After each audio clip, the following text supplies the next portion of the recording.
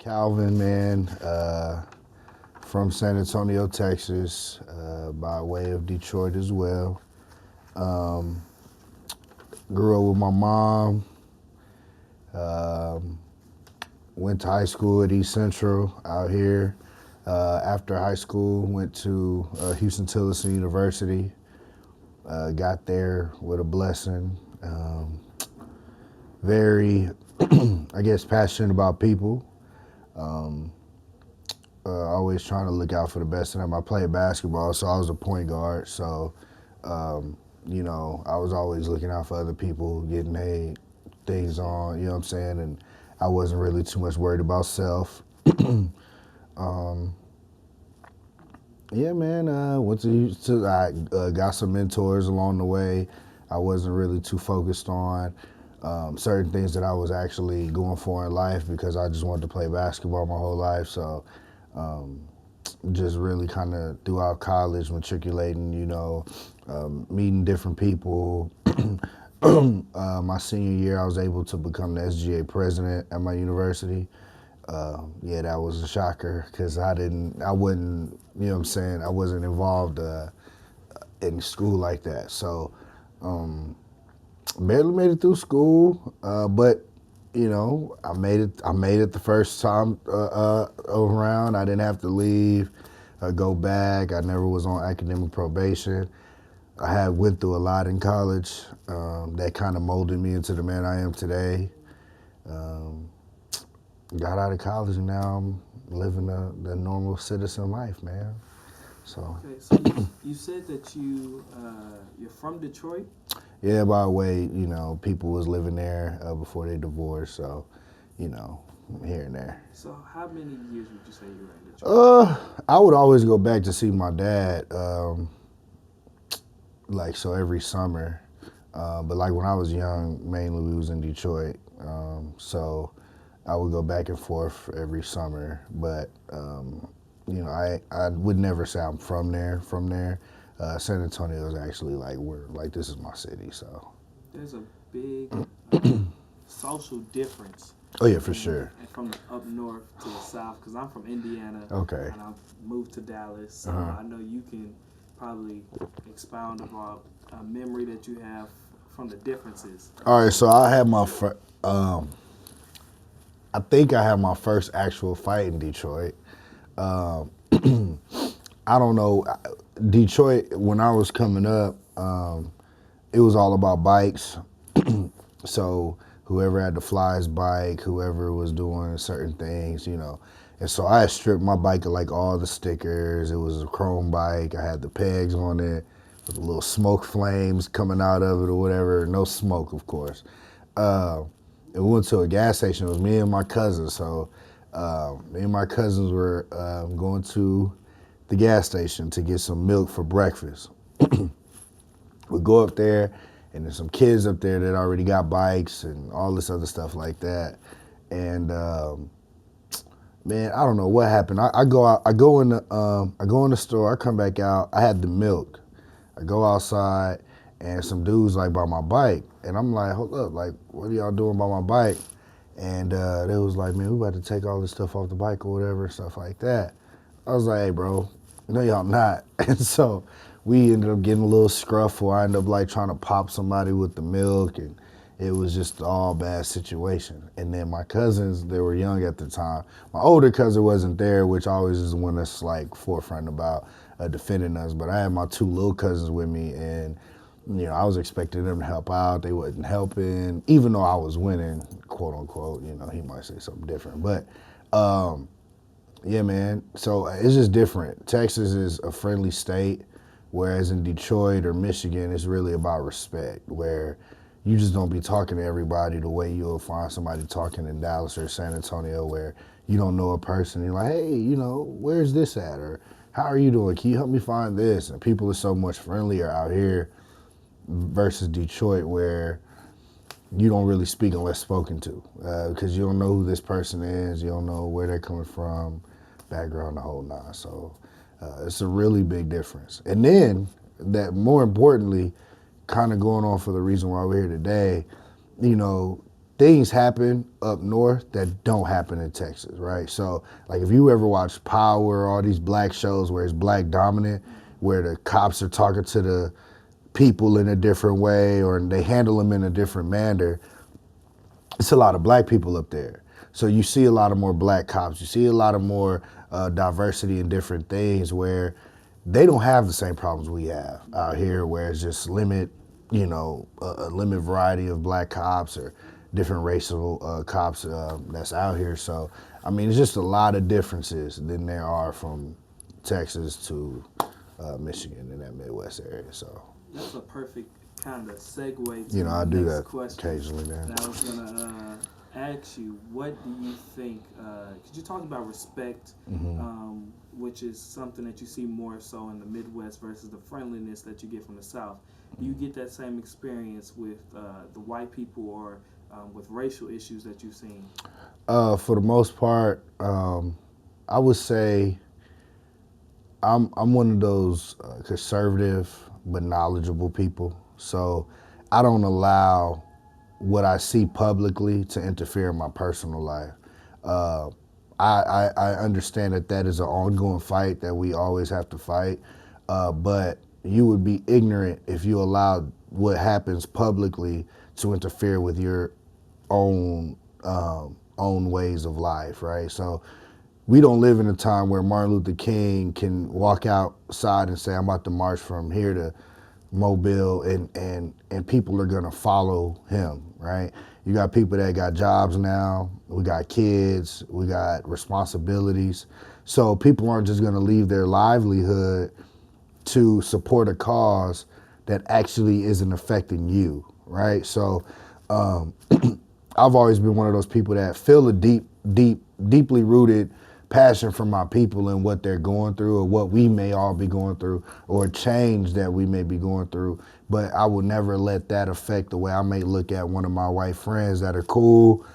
He's never been disrespectful. He's always been on the up and up. And, you know, I don't know his walk of life, right? So for me to judge or be mad at him versus what we're going through on a public standpoint will be hurting an intimate relationship based on a public setting. Now, obviously, when we get deeper in the interview where I talk about what I've been through, you know, that that wouldn't allow me to act or be indifferent about a certain race just because of what happened to me. I can't, like I said again, it's different walks of life. So to allow public things or different racial disputes or things that we may be going through on the mainstream, you know, affect what I go through on a daily because my coworkers are white. A couple of my closest employee friends are white or different races, and you know, I would just call it petty, right? And even though it's a really strong cause or a strong conversation to have, you know, I'd be very wrong if I looked at this person and didn't express the love that I feel like I should give this person just based on race. That's a very mature statement. It's a lot going on in the community right now as far as blacks go. Yeah. And you said a few times in the interview that you've been through a lot in your life, at least for the last few years. Yeah. So can you tell us some stories about what kind of helped you persevere through some things? Man, so I have an Instagram. My Instagram name is Who Can Cal Can, right? And I was just asked a couple of days, like, what's the meaning behind it? And I explained to them, it's whenever I'm faced with a obligation or a obstacle in my life, it's a reassurance thing for me. So every time I'm, like I said, faced with an obligation or an obstacle, you know, who can do this thing? Cal can, right? Who can finish your degree? Cal can. Who can do X, Y, and Z? Cal can, right? So my freshman year in college, so mind you, I'm an athlete. I'm from San Antonio, Texas. My HBCU was in Austin, so Houston-Tillerson was where I went. Freshman year, Facebook, social media, all of this stuff just started getting popular, right? I get on campus, girls know me before I get up there. I'm well known, I don't know nobody. This is a whole different experience for me, right? So I went to East Central, and if you know anything about San Antonio, East Central's like predominantly white. It's out there in the country, and I'm from the east side of San Antonio, so I see nothing but black people majority of my life. But I go out there, I meet a white girl. I'm not gonna disclose her name. I meet a white girl. She had a big butt, clearly, right? Well, what do you say, thick? Well, Right. she was thick, and she was from Beaumont, Texas, right? And you know, country. I loved the way she talked to me all the time. Like she just really had this country accent. She was at HBCU, which she was really the minority there, but everybody could look at her like, oh nah, she got some black in her. She from Beaumont, Texas, and she thick. She cornbread fed, all types of stuff. So I end up, you know, knocking her down. We end up doing our thing, and then we start just falling off. And then as we fell off, I ended up getting a black girl, like a girlfriend or whatever, and then basketball season came along. Man, so like I said, I'm a freshman, I'm a basketball player. I am actually projected to be like a starter this year and all this other stuff. So we get on our first tournament, and we're in Oklahoma. We're in a hotel, and it's me, it's like four, I think it's like 3 or 4 freshmen, but then all the rest of them are upperclassmen or whatever. So we get in the hotel, I'm looking on Facebook, and she had posted, if you like my status, I'll do your why what's up. So the why what's up is, you know, I know Calvin, he wears the black hoodie, I know him, why what's up, type thing like that. I haven't talked to her in a minute, right? So I'm thinking we all cool. I like her status, and about 5 minutes later, I get these 2 very large like posts going in. Like, yeah, I know Calvin that think he could just play with me and all this stuff. Yeah, I know him, why what's up? The one that think he could play him and his girlfriend and me at the same time. Yeah, I know why. Like, it was going in, right? So I hit her up and I'm like, hey, man, you need to take this down, like ASAP, right? And she's like, you know, no, you could go do your thing, whatever you have to do. I said, look, take it down. And she's like, no. So what do I do, right? So it's me and my homeboy. I get in the room, I'm on a laptop, and I look in the camera and I go in, push record, and I'm like, all right, I know this girl named such and such. I'm about to do her why what's up. So I go in. Do you know this girl that, you know, it ain't no fun unless the whole team gets some. I know her why what's up. Yeah, the same one that left their panties in my dorm. You need to come get them, by the way. Yeah, I know her why what's up. Like, just going in, man. Now, with the button that's active now in our social media, the share button, I'm tagging everybody. I'm sharing it. It's going crazy. In a matter of time, I get like 200 requests. It just went crazy. And so a lot of people seen this video, right? One of my teammates, I had mentioned something about like my teammates, and a lot of people knew that he had sex with her. He come knocking on the door. Hey, cuz, I seen your video. You gonna take that down, right? You gonna take it, whatever. And I was like, all right. Well. So I delete it. I make another one. Post it, made another one. I'm talking about, yeah, I know this girl, such and such, the one that messed with them dogs, and AKA fraternities. I didn't know nothing about fraternities. So I'm like, yeah, I know the one that messed with all them dogs, and I had my homeboys in the room start barking, so they're like, like all this other stuff, right? Man, I shared whatever. I felt guilty. I take it down. Go through the game. Don't play. We on the way back to Oklahoma. I mean, all the way back to Austin, Texas. I start getting text messages. Teammates start coming back talking to me like, hey, bro, you know, I heard what's the name ain't going to class. She ain't went to eat. Nobody ain't seen her. All of this other stuff. And I'm like, well, I mean, I don't care. Like, you know, whatever. And they're like, hey, bro, I don't know, bro. They talking about she might file charges on you and they might do X, Y, and Z and stuff. I'm like, she did the same thing to me. She was just in writing. Cool. The very next day, we still on the road.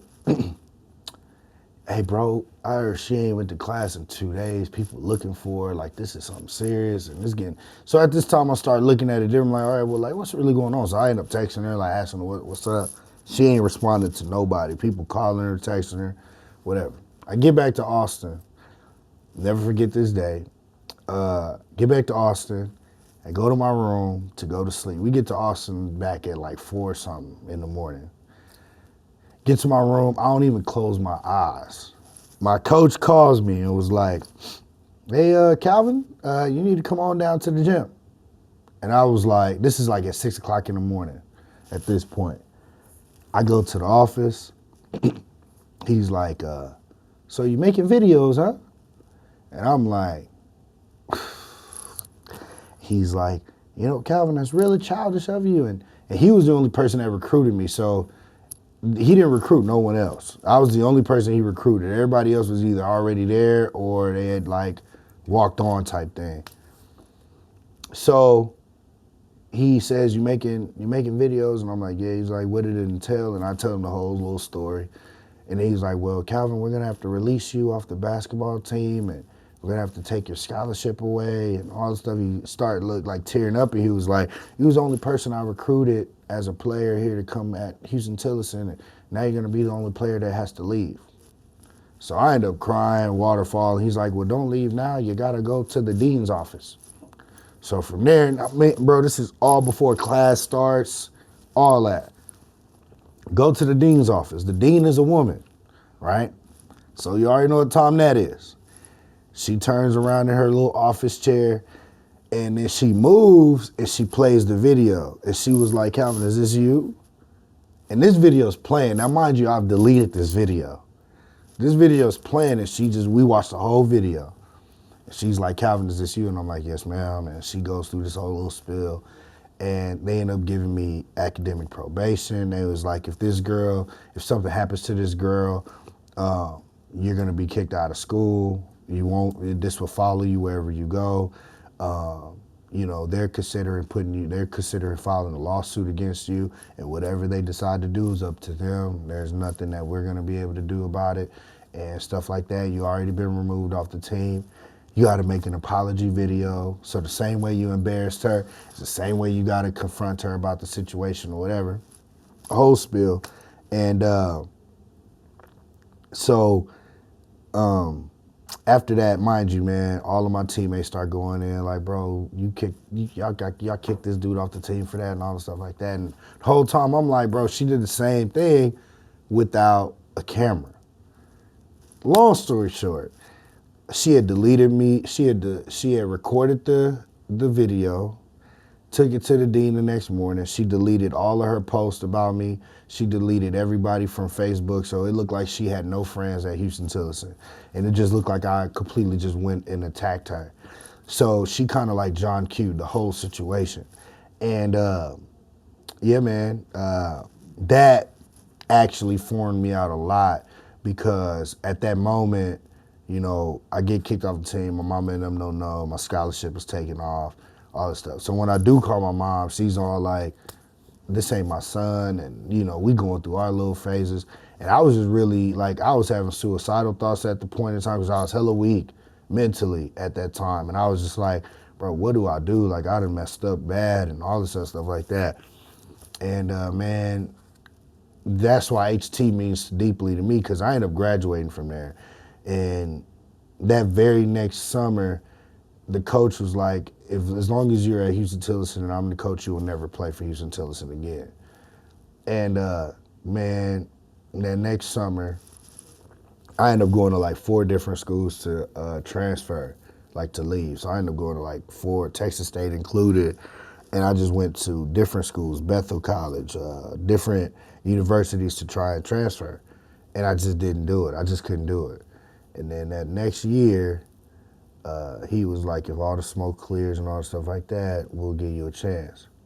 And I was like, oh, well, you know, who can? And Cal can. Bro, that very next year, bro, I was the starting point guard at my university. And that's me going through absolute hell my whole freshman year. Now, mind you, this is a freshman. I'm like 18, right? So that next year, I earned so much respect from my university, just to a degree of majority of the professors or deans or anybody that's seen that situation looked at me in a whole different light. And for me, bro, that was when I actually just started to love of that HBCU, and I would never change that for sure. But that was like one story that actually really molded me to becoming the man I am today in terms of in college wise, for the most part. Yeah, that was pretty deep. You know what I'm saying? That was a tough time. That was a tough time. But yeah. Man, that's tough. Well, Yeah.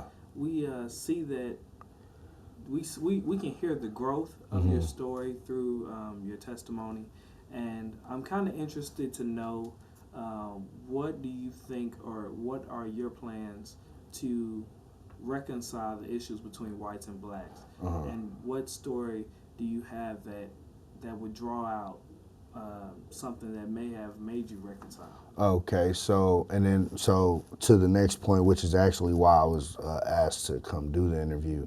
I think this was my junior. I don't know if it was my sophomore year or my junior year. I'm an athlete again, so we had a game, and after the game, I'm wearing all black. I always wear all black, like hoodies, all types of. I always wear all black, and I go pick up a girl, and this is after a basketball game, so I'm in warm-ups, hoodie, it's cold, right? So I go pick up a chick in a student dorm. I'm not in a student dorm, in a student apartment living in Austin.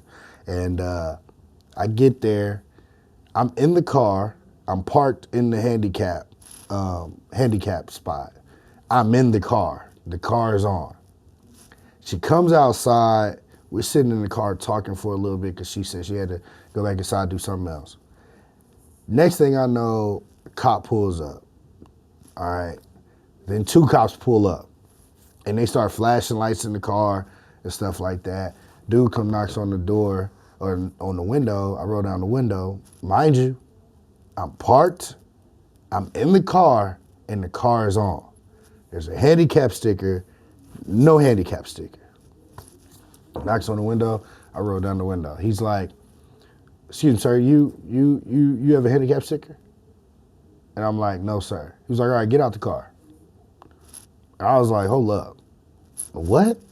He was like, "Sir, get out the car." Now, mind you, I'm talking to my girl, and my head is on my steering wheel. So my hands are like below like my seat. So I'm like sitting like this, talking to her. So he's like, get out the car. And I looked at my girl again, and I was like, "Bro, is he serious?" And he was like, "Get out the car." I opened the door, bro. As soon as I opened the door, he grabs me from my chest and like my stomach. He pulls me out the car.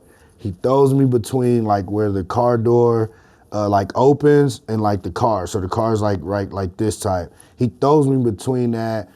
He picks me up. He arrests me first. He picks me up. He literally like picks me up, throw me on the ground. At this time, I am legitly like just super lost. And my girl was like she's screaming and everything. I'm like, "Hey, record this. He's like, "Shut the fuck up. It's being recorded." Do I curse? Oh yeah, my oh yeah. So he's like, "Shut the fuck up. It's being recorded," or whatever. And I'm like, "Bro, what's going on? Like, this is like going way too fast, escalated way too fast."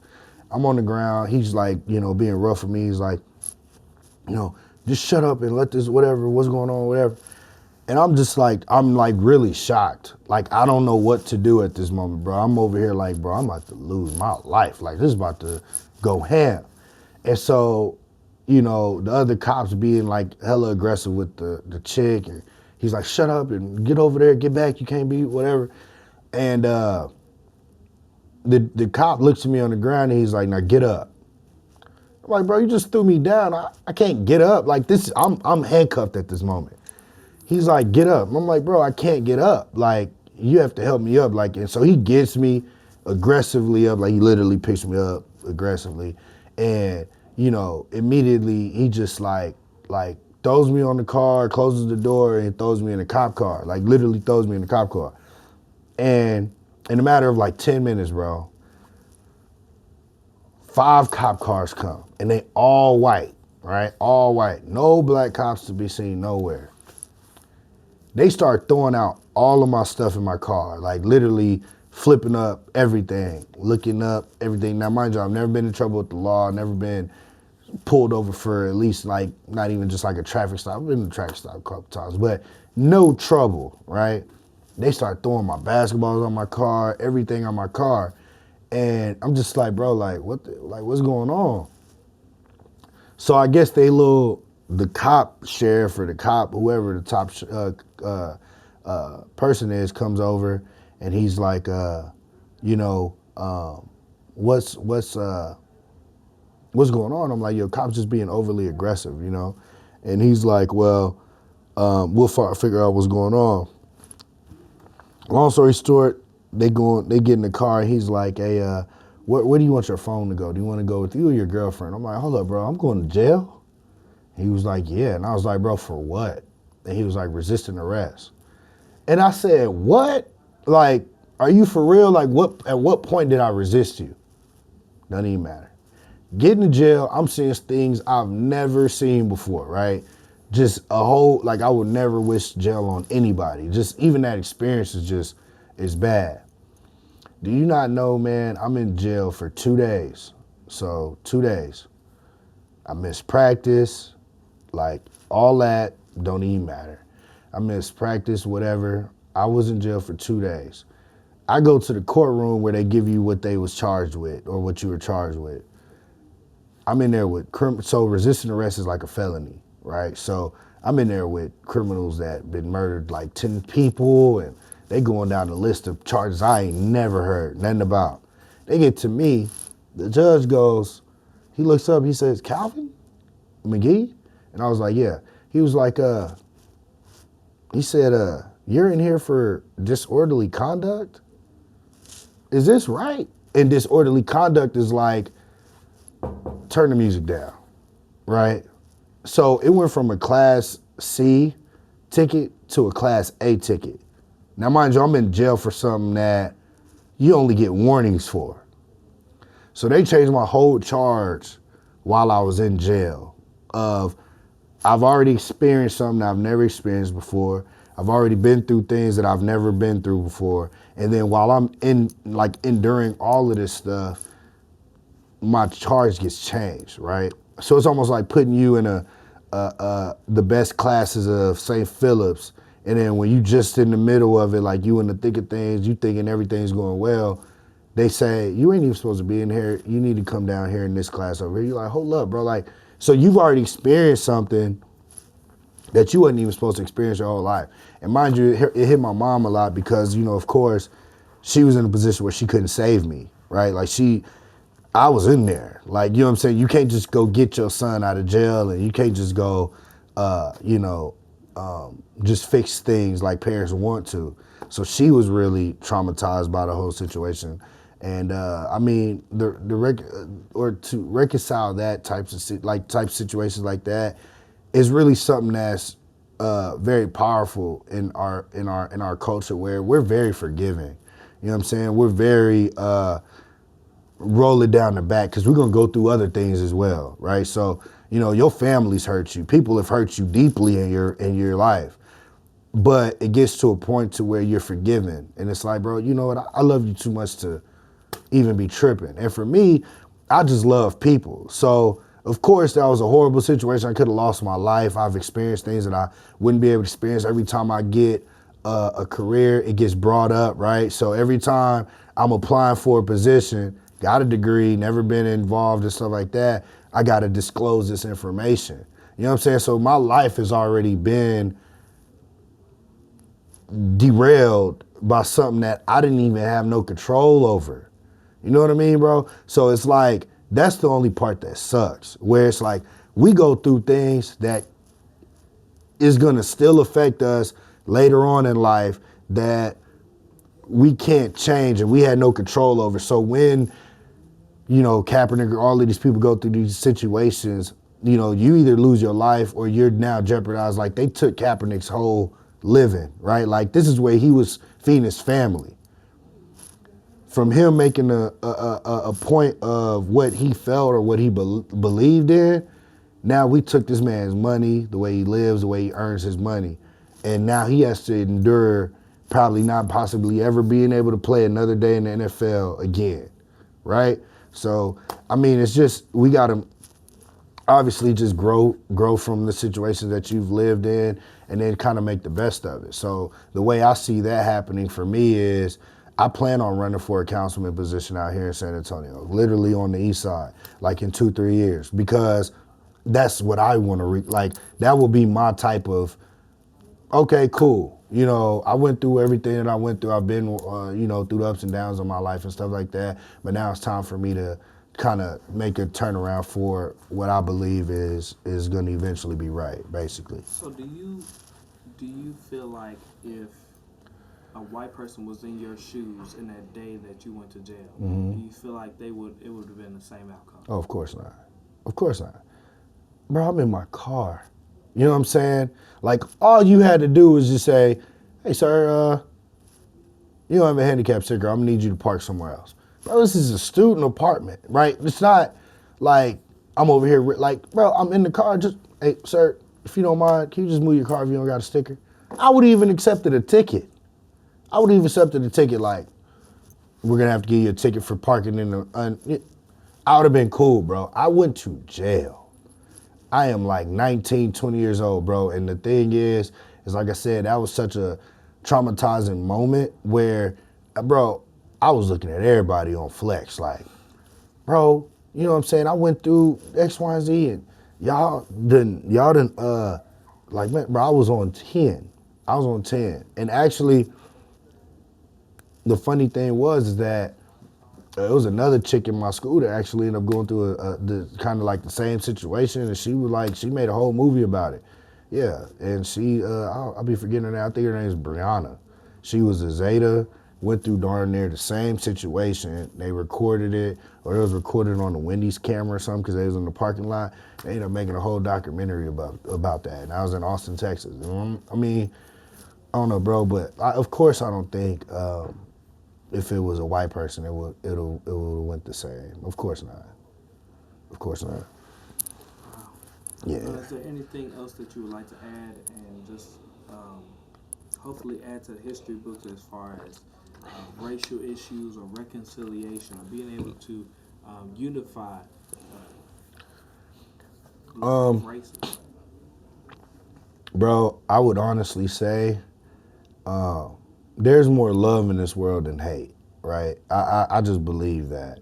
And I feel like until us as a people, black people, stop, we have to start learning how to take I'm very big on accountability, right? And I'm very big on certain situations where, you know, look at yourself first.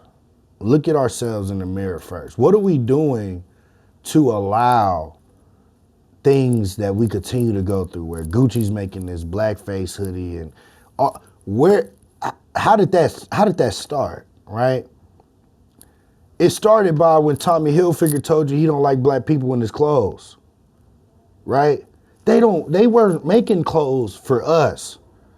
You know what I'm saying? And when people start to realize where some of these things originated from, and they start doing actual history lessons on why these things are the way they are versus why these things aren't, that is the moment where I feel like we'll be mature, where there will be a next level of growth, where we'll start looking at ourselves like, I'm pretty sure, now mind you, it's respect and condolences to everybody that's lost their life to a racial dispute or anything, but bro, I promise you there's about way more black people that's killed black people than there are white people that kill black people in our generation. Not including, I'm not saying slavery or anything like that. I'm just talking about in all of the matter of time of 5 years, you had Trayvon, you had, it's a couple of other ones I don't remember, right? Or I do know their names, Michael Brown, all 1, 2, 3, 4, 5, 6, you could do 10, probably 8, 10 people. Bro, do you not know that, bro, it could possibly be 10 or even 20 black on black crimes in a day? Right? We're taking more of our own than they are. But we always want to emphasize that. Like our phrase, the main phrase this generation is keep that same energy when Lil J didn't kill Bobby Brown over here on the east side. Keep the same energy. Keep the same energy. Who's caring about little JJ now? You know what I'm saying? And we got to be able to keep the same energy on all platforms, not just because it's white and black. We need to have the same energy when it's a black on black crime and do the same thing. And then, like, well, my mom has always been important to saying, if you want to be a change, or you want to change the problem, you got to be involved in the problem. Get black cops. You know what I'm saying? Apply for these positions. Don't stop making it seem like cops are like how our generation, our rappers make things, you a op and all stuff. Stop making it look down upon, because those are the people that's actually supposed to be protecting us, right? And so just like, and it's so crazy, just like if you was in a single parent household and you have a mom that's always talking down on the daddy, like he ain't this and he ain't that and he ain't this and he ain't that. That's exactly how we talk about the cops. The cops ain't this, the cops ain't that, the cops ain't this, the cops ain't that. The moment we start supporting them and start actually being like, the cops are a good person. Your father's a good man. He took care of this. He does this. The cops go out, man, that black cop go out there and risk his life every day. He helps the community. He provides security for the community. He does this, this, this, and this. Then that child's gonna grow up and wanna do exactly what his father did. I want to be a good father, or I want to be a good cop. You know what I'm saying? So it's like, if you want to be a part, or you always, don't be one of those people that complain and then don't have a resolution. So my resolution is, if I'm gonna be one of these people that claim that I want to make change, or I want to make a difference in my community, or I want to make a difference with my life, I'm gonna get involved. I'm gonna run for a councilman position. I'm gonna do certain things that I feel like can impact a community or impact my culture. You know what I'm saying? I'm not about to be one of these people that just keep talking and talking and talking and talking. I'm a walker. I'm gonna be walking and walking and walking. So, I just feel like, again, I feel like we all as a people need to have a piece of growth within us, and start being accountable for our own decisions, our own buying power, our own money that we use in all of these other companies and all the stuff like that, when we could be using that same amount of money in our own, right? So we just got to start being a little bit more accountable. I think we're in a great time with our generation in terms of our black culture, careers. Our women are doing amazing things. So I think we need to stop looking at small L's and really see the bigger W's, right? We already had an Obama, right? So when's the next one? You know what I mean? Those are the type of things that we need to be looking forward to, versus always thinking that somebody's against us. Like they said, the worst thing that they could have gave niggas was money. And they messed up with it, because now we're in a position where you can't really separate me from this person anymore. Yeah, we ain't the same color, but if I have a better degree and I've been doing my work, I might be able to get a position where this person is still here. Nobody's caring about this person. Nobody's saying, oh, I feel like they're discriminating against me because I'm white and because I don't. No, nobody's caring about this person. But the moment we're down here and they're up here, man, he got that job because why can't this person just be better? You know what I'm saying? Why can't this person really just when you was out partying, why couldn't this person just really been putting in the work? You know what I'm saying? And stop looking at it as a color thing versus, what were you doing? Why didn't you get the job? You know what I'm saying? Versus why they didn't choose me for the job. Where, oh, it's because I'm black. No, it's probably because I told you to be here at 8 o'clock and you got here at 7:59. Just like what you just told me. Hey, bro, you here early. It's probably the reason why I'm doing the things I'm doing is probably because, like, I just pulled up my phone. I got to go to work at 10:30. You think I ain't, look, it ain't, why'd you get fired, Calvin? Oh, because I'm black. Nah, it's because you're supposed to go to work at 10:30. You wanted to go do an interview for an hour and a half and you got here at 10:25. No, sir, not me. You see what I'm saying? I want to be accountable for my own decisions and my own actions. And I feel like as a people, when we start doing that, just not even a black race, but all races, start being accountable for your decisions. All those white people that continue to see these racial killings or these hate crimes and all this stuff like that, they need to start being accountable. Man, you know what? That ain't even me. I'm gonna speak up. I apologize on our culture. And I apologize that racism is still a thing or still an existing factor in our culture. But please don't let that judge every white person you see. Please don't allow things like this to allow you to look at the next white person and say that this person's a racist, because we're all not racist, right? Somebody need to be accountable for them, because every white person isn't racist. You know what I'm saying? So, and every black person ain't broke. You know what I mean? So my mentors are wealthy and they've made it in this climate. Just be accountable for your life and your decisions. And if we all become accountable and we all understand why we are where we are is because of what we decided to do, bro, I think that will be the moment of growth at a humongous rate of reconciliation and being able to come back and say, you know what, we were able to be accountable. These were the decisions that we were making. We're willing to change them, and then we'll go from there, bro. Because the only thing that's stopping you from getting your degree, I don't know if you have it or not, but the only thing that's stopping you from getting your degree is you, bro. Nobody else. Nobody else. The only person that's stopping you from getting the career that you want to get is you, bro. No one else. I've done everything that I've wanted to do thus far, and I not once allowed some person or another person tell me why I wasn't able to do it. Because at the end of the day, who can, Cal can. So I don't blame nobody else, bro. Why you didn't get the job? You know why? Because of Calvin.